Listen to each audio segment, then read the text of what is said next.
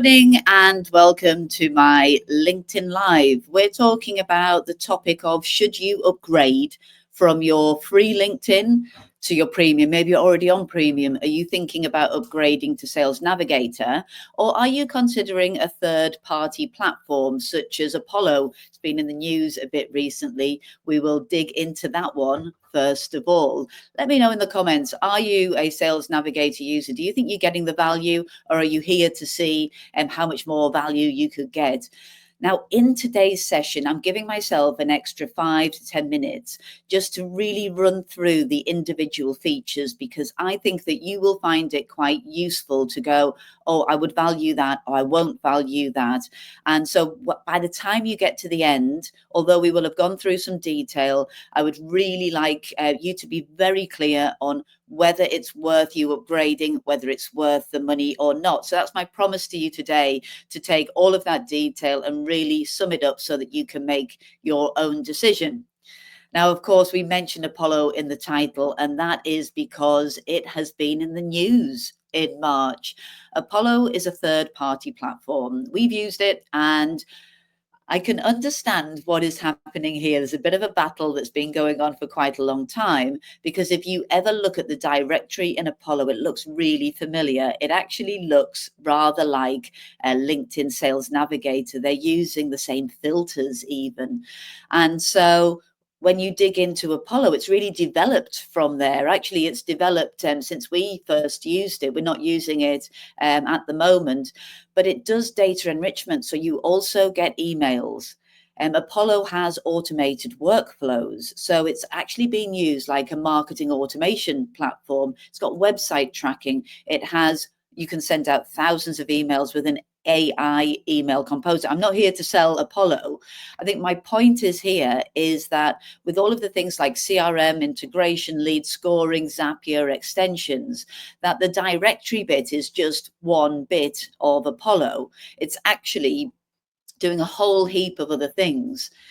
Now, the thing that makes it quite, tricky is that it's got 1 million users now, and the price point is just below what you would pay for a LinkedIn Sales Navigator license. So naturally, it's going to be something that LinkedIn Sales Navigator is going to come up in opposition. Now, LinkedIn makes its money from its memberships. Its number one revenue stream is recruitment. Its number two is Sales Navigator.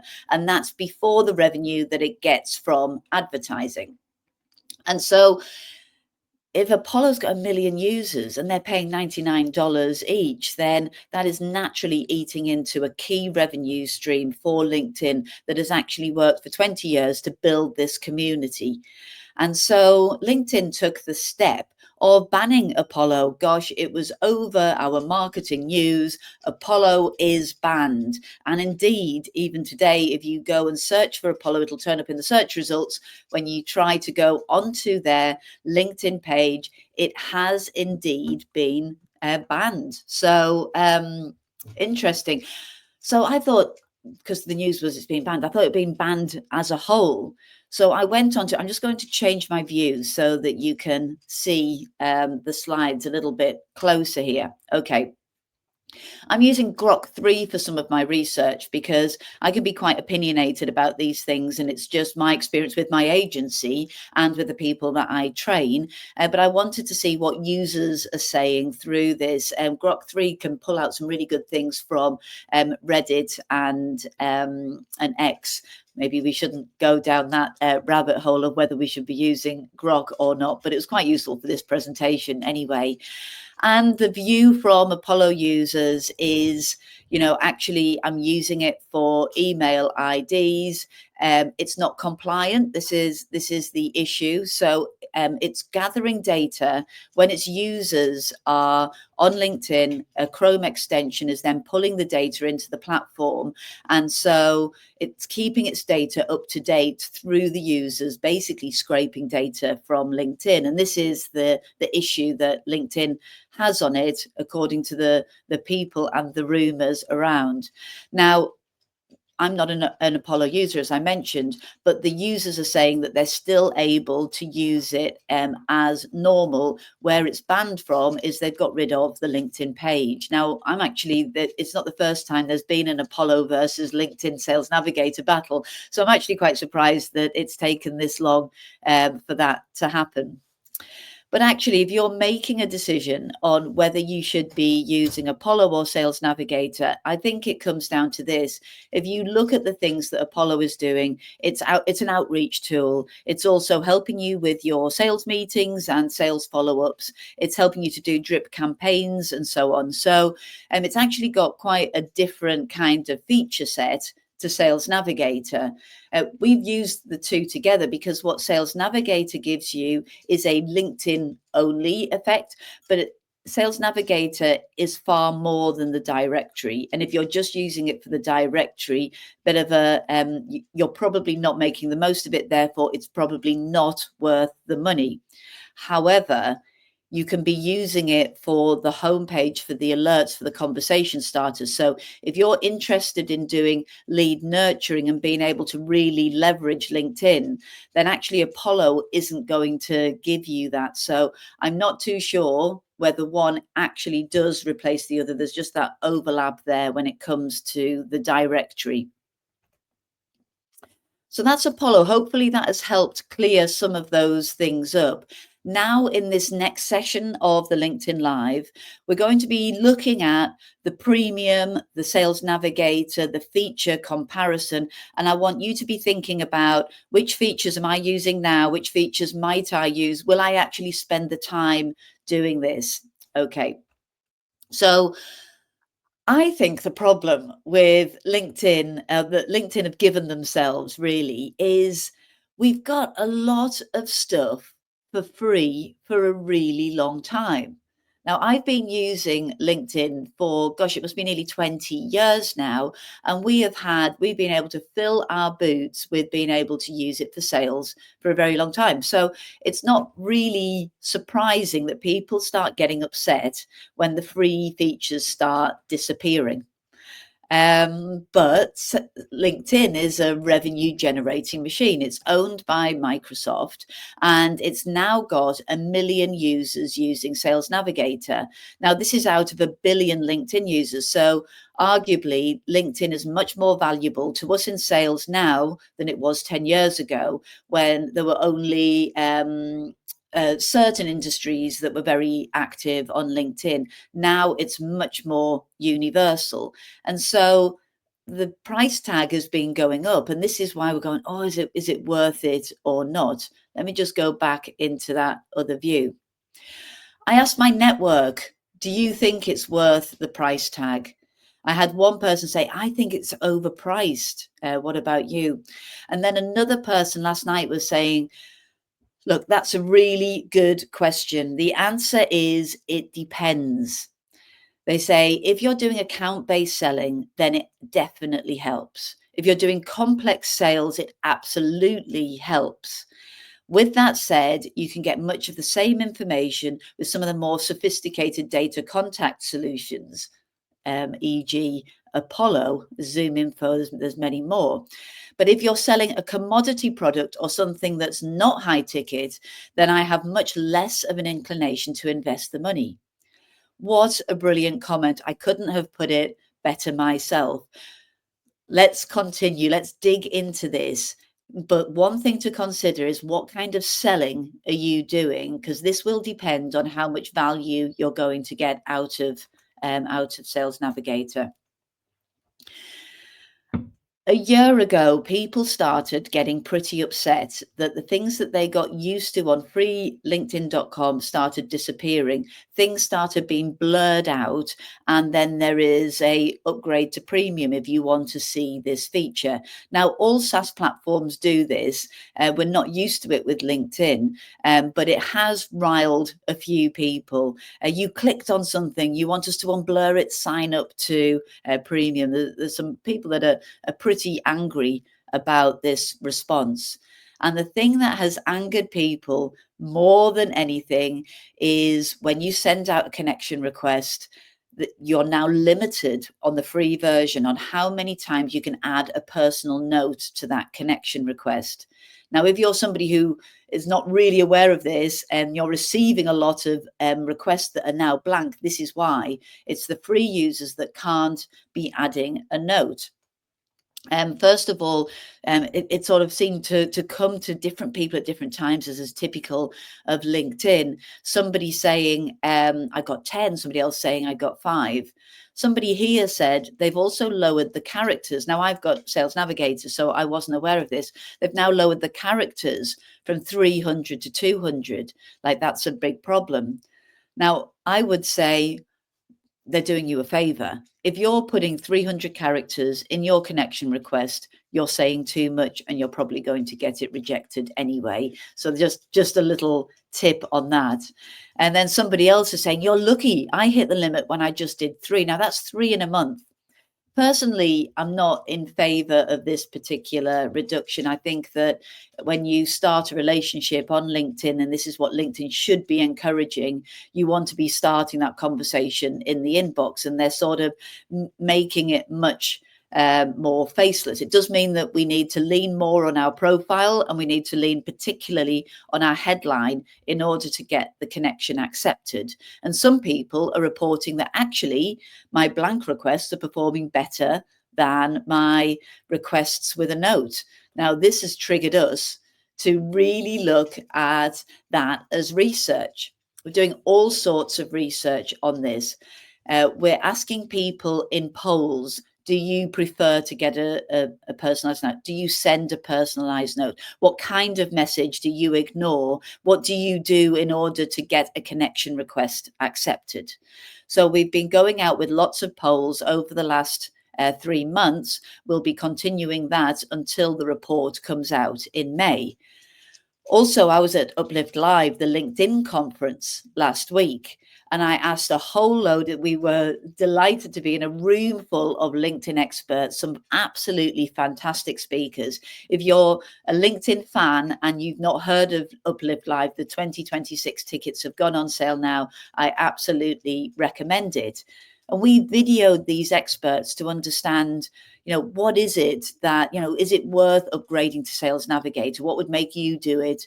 Is it worth this personal note, or do you think that blank requests will do? So we've got all of these experts saying it, but also we're digging deep into our own data. We're testing all sorts of messages, all sorts of headlines, and we have access to hundreds of thousands of connection messages. So if you would be interested in seeing that report when it comes out, just comment to say, yes, please, on the report. And if you think that you've got some insights or you would like to be involved in our polls, then please interview me, or I'll answer the poll and we will make sure that you get a chance to contribute as well as see that report when it comes out. Now back to the LinkedIn features. Now what's coming up next in my LinkedIn Live is looking at premium versus Sales Navigator. So you can be clear by the end whether you should be upgrading or not. And we're just going to talk about some of the features that are now being removed, so you can consider, do I want to keep these features? Are they really worth it for me? One of those is the reduction of profiles that you can view. So if you're doing a lot of searches on LinkedIn and you're now being blocked, and this is something that is really upsetting the community. Sometimes it's happening differently on the app versus desktop, but it has been rolling in so that you can't really do a high number of searches. Another thing that is happening is you can't see who has viewed your profile. Now, I remember years ago hearing that who viewed your profile was the most popular page on LinkedIn. And I think everybody was quite curious to see that. I don't know how it is nowadays, but there's certainly been a lot of upset about not being able to see who viewed your profile.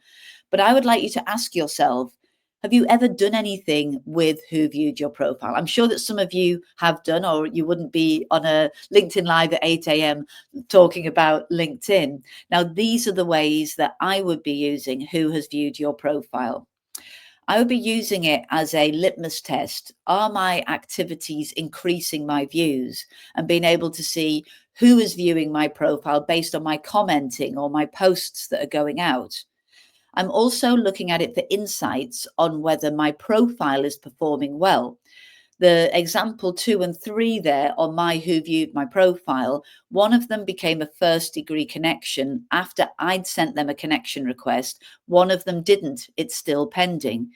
So that means that my profile performed well for, I sent out a connection request to both of them. My profile worked well for one of them because they looked at my profile and accepted, but perhaps not the other one. And I can have a look at what they do and why it might be that my profile didn't trigger them to accept. And then people who have been in my network for a while could land on the profile. They might have thought, oh, I might, and I'll just see what they're doing. And I can, and then they don't actually send you a message. You can then be getting in touch with them. And that's really, really valuable. So I would say, is it worth upgrading to see that? Not if you're just being nosy and curious. Yes, if you're going to act on it. I'd love to hear if you act on who has viewed your profile and what insights you get, because I suspect there's more than the ones that I'm getting here. LinkedIn Learning is another reason to upgrade. Anybody using LinkedIn Learning at all? I used to use it quite a lot. I really enjoyed some of the courses in there, and then they removed it from Sales Navigator users. And I know in one of my network groups, there was a discussion recently, why do premium users have LinkedIn Learning and Sales Navigator users don't? I thought Sales Navigator had everything that premium had. Now, I've had a dig into this. I am having to reactivate my LinkedIn Learning, and I should be getting it as a Sales Nav user. So if you think you haven't got it, you should have it. Of course, it says contact support, and I haven't been able to get that going. If anybody has managed to activate their LinkedIn Learning, then please let me know how. I would love to have access to that again. So this is a little bit small, but you can have a look at this yourself. If you have a look on LinkedIn, it's got the feature set of, and what we're looking at here is a column 2 and column 3, primarily premium versus Sales Navigator core. Now you can see that you get pretty much the same stuff. Who viewed your profile, being able to do the direct messaging, which presumably that means the add a note, and also in mails. Both get in mails, 15 for premium and 50 for Sales Navigator core. Are in mails worth it? I don't think so. I'm coming on to that in just a bit. The custom button. So there are some premium things that you can do on your actual profile. I'm coming on to that in just a moment on whether that's worth it. And then on the right-hand side, there's a whole bunch of ticks that are only available on Sales Navigator. So Sales Navigator, you've got a sort of separate platform which is standalone with its own interface. So you've got its own home feed, you've got custom lead and account lists, you've got recommended leads, and then those real time alerts. So I can see that Janice is on the call, so she might be delighted that I have used her profile as an example here. Adding links to your LinkedIn profile is probably one of the most underused things that people forget about all the time. In fact, of the profiles that we audited last year, 3/4 of people didn't have any link at all on their LinkedIn profile. And the one that has come in more recently, I don't know, it's probably about a year ago now, is this custom button. And the reason I've put Janice up here on the screen, hope that's okay with you, Janice, is she's using it to click book an appointment. I'd love to hear from you, Janice, whether anybody actually has booked an appointment, because every time you post and every LinkedIn message that you're doing, you've got a hyperlink there to book an appointment. Now, I did try that and I didn't get any appointments personally. So I've actually changed my link to view my newsletter. I can't say for sure whether this is an absolute winner or not. You can have visit your website as well. My theory on this, which I'm going to test every single theory I had this year, is that saying on LinkedIn could be a good thing. View my newsletter. They go onto my newsletter page. And actually, if anybody hasn't subscribed to the newsletter, I talk about all sorts of things like how to do a LinkedIn Live, learn from my mistakes. So you can subscribe. Thanks, Janice. A woohoo. I'm glad that any insights on that please do pop them in the comments. But you can add a link even if you're not a premium user. Nicola and Christina here on my team, then they are not Sales Navigator or premium users, but they've added the link. I actually used 2 team members because I was looking at random people on LinkedIn and I just couldn't find people putting that link in who didn't have premium accounts. So I've used 2 team members here. And as you can see, they've written pitch1to1.com slightly differently. That's because you can have text and you can put whatever link you want in there. And so that's quite prominent, and it's something that you can do for free, and it's something that people aren't doing. Another thing that's often missing from free users is the featured section. That's where you can talk about your latest live, you can put your newsletter, you can pin a post, put a blog post, a case study, anything that is recent and you're wanting to really feature on your profile.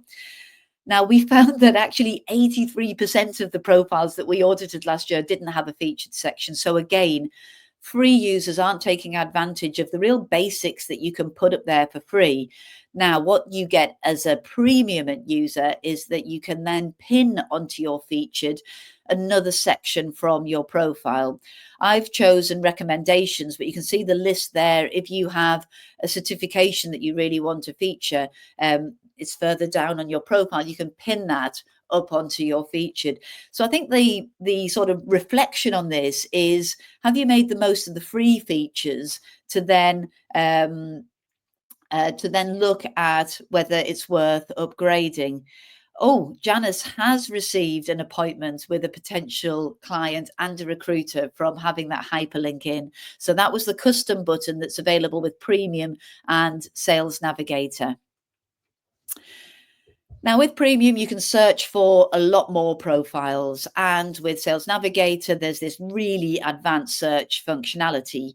And of course, this has now been taken away for free users. So you might want to consider, how much searching do you do? Do you save it all for one day and then get frustrated because you can't see? And would you like to maybe just do a little bit daily, and then that might stop you from coming up against those searches? The audit that I talk about, Marion, yes, absolutely. It was on a previous LinkedIn Live when I shared some of those. So I will dig that out and send that to you.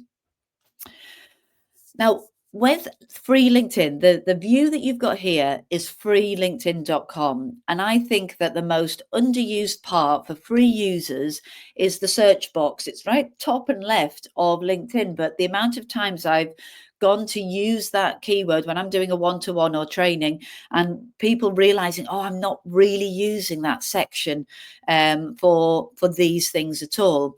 So if you do a little search in that search box for anything, it comes up with all of these categories. You can search for posts, people, companies, groups, schools, etc.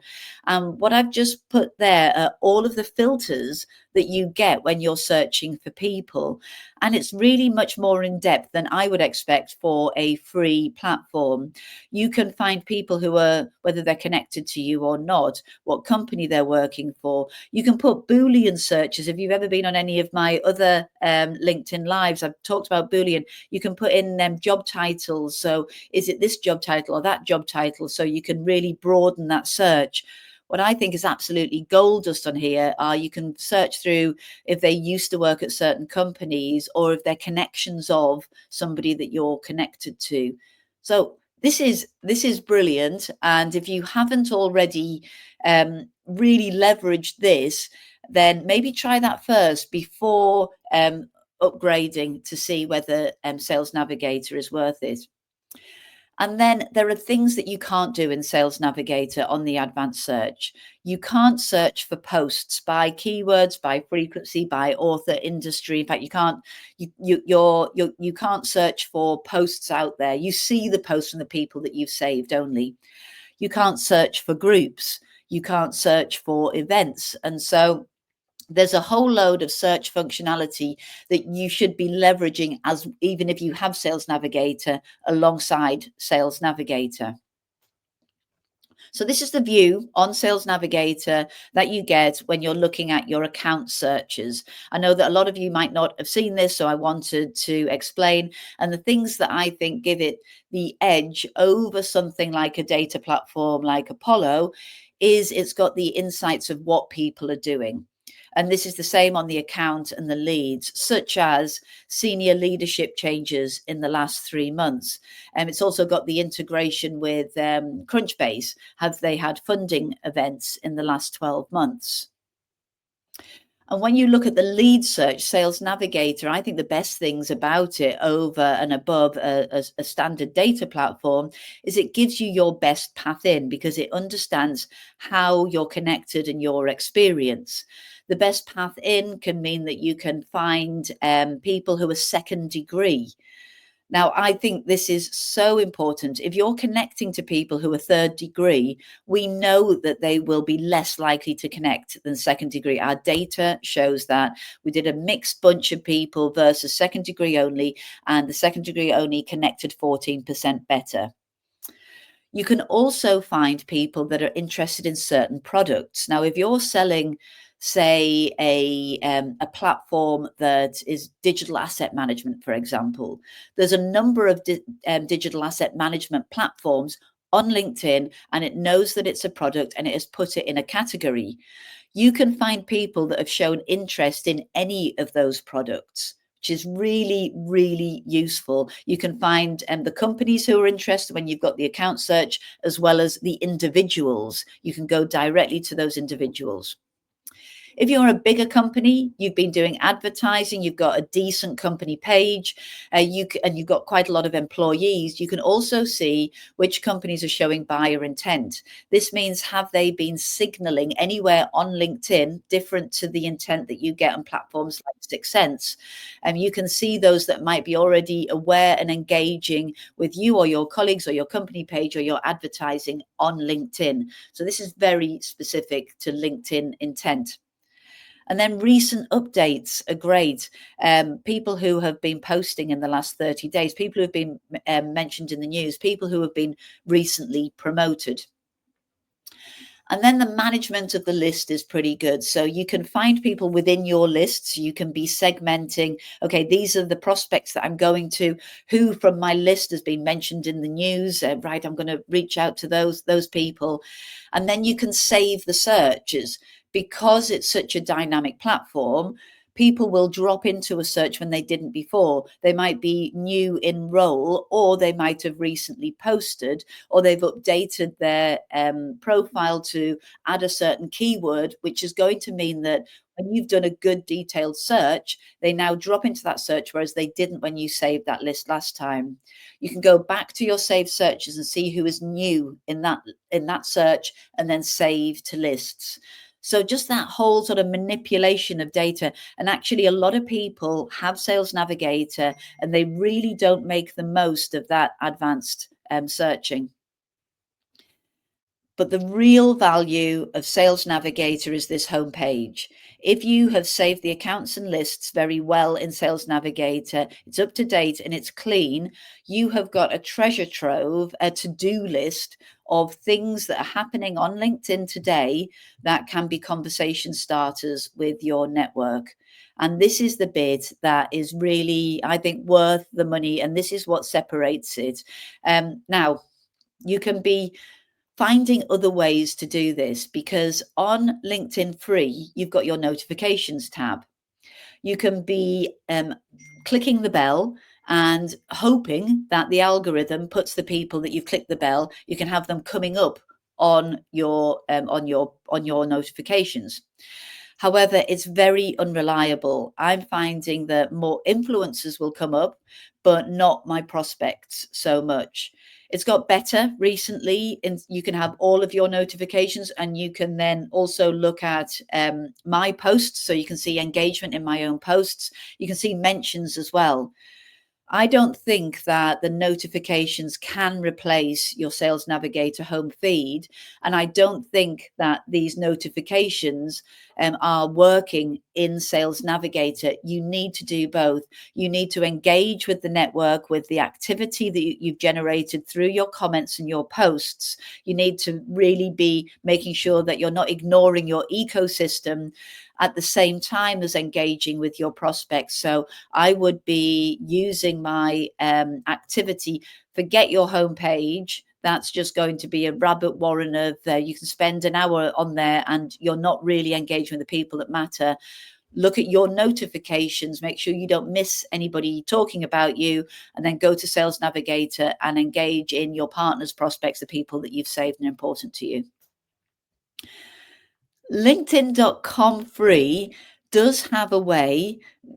This might be like a whole LinkedIn live on its own on how to do this, but if you want to track the posts of your prospects so that you can engage with them and have conversation starters, you can be doing a search for posts by certain members, and you can put up to 25 members into a search.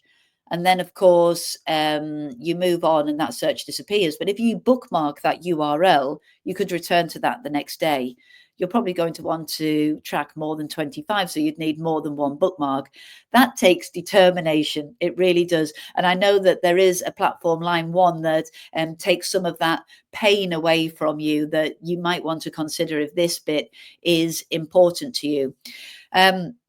It's also great, this search, for finding people that you want to be attracting and engaging with in your platform as well. So that is a way, if you're pretty sort of focused and determined, that LinkedIn.com free can help you track posts from the people that you're really interested in. So free or Sales Navigator or premium? Well, premium doesn't have these real-time alerts. They're not exactly real-time. That's why I put them in inverted. It takes a few hours, which is a bit annoying.